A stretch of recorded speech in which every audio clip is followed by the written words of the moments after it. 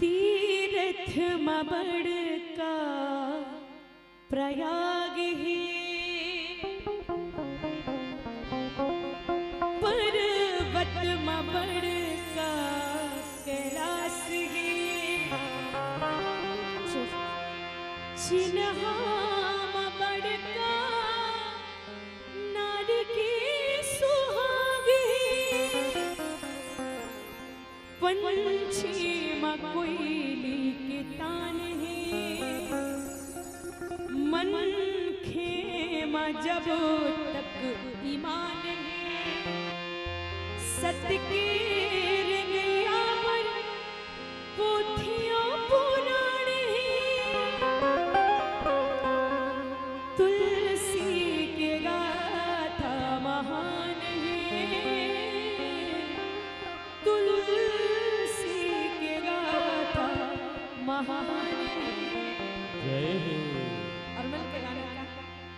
पिंजरा ले बोले मैना सुन लेना मोर कहना, पिंजरा ले बोले मैना सुन लेना मोर कहना, जिंदगी के देना ठिकाना नहीं बताना, कहाँ ले आना कहाँ जाना नहीं बताना, कहाँ ले आना कहाँ जाना। पिंजरा ले बोले मैना सुन लेना मोर कहना, पिंजरा ले बोले मैना सुन लेना मोर कहना, जिंदगी के तेरे ठिकाना नहीं बताना, कहाँ ले आना कहाँ जाना नहीं बताना,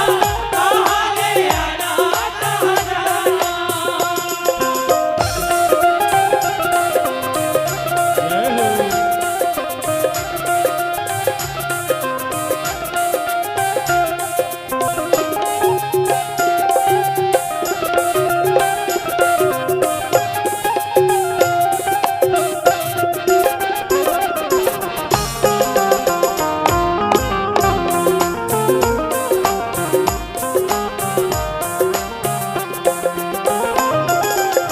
माटी के तोड़ चोला माटी माँ मिल जाए, जाने नहीं पावे तोला कब छोड़ जाए,